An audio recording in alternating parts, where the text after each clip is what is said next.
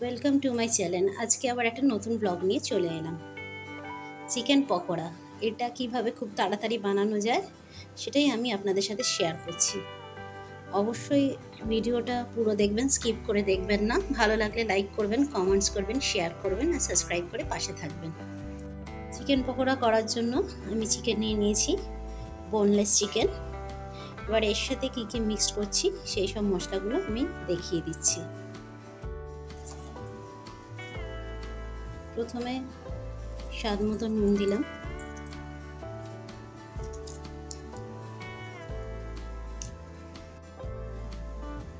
তারপর মিক্স করছি হলুদ,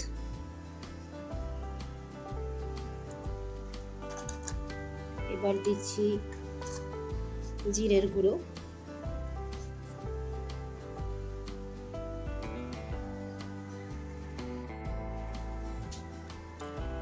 এবারে দিয়ে দিলাম লাল মির্চ পাউডার,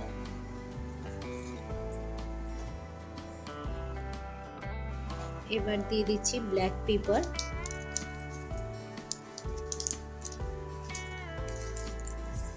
গরম মশলা,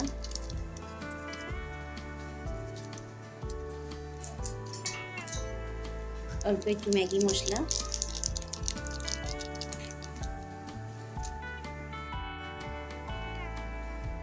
আদা রসুন পেস্ট দিয়ে দিলাম। এবার এগুলো ভালো করে মিক্স করতে হবে। এবার দিয়ে দেবো একটা ডিম,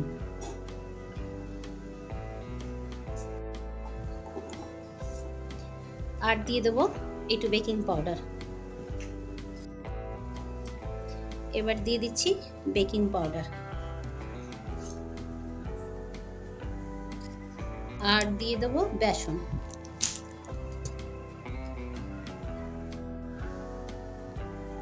বেসন মিক্স করব।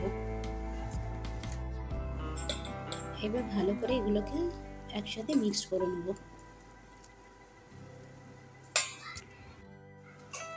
আর দিয়ে দেবো কর্নফ্লোর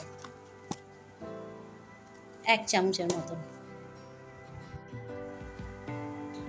1 চামচ কর্নফ্লোর দিলাম, দিয়ে এবার ভালো করে ম্যারিনেট করে রেখে দেবো।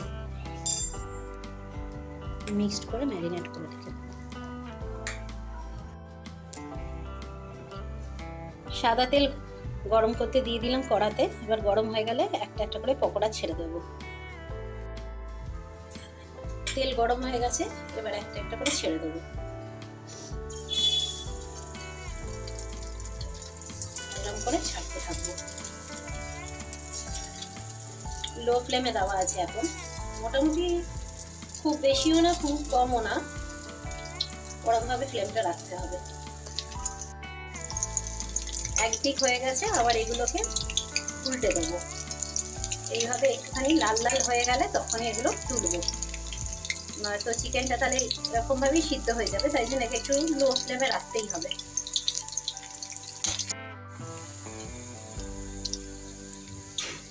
রেডি আমার ভাজা। এবার আমি এগুলো তুলে নেবো। ভালো করে তেলটা ছেঁকে নিচ্ছি, তুলে রাখছি। এইভাবে সবকটি চিকেন পকোড়া ভেজে নিতে হবে।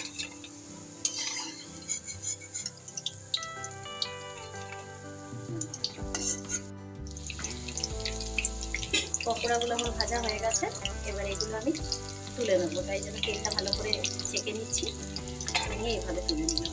লাল লাল হয়ে গেছে, চিকেনটা ভেতরে সিদ্ধ হয়ে গেছে, একদম লো ফ্লেমে ছিল, হয়ে গেছে। তারপর একটু ফ্লেমটা বাড়ালাম, ব্রাউন কালার হয়ে গেছে, রেডি হয়ে গেছে।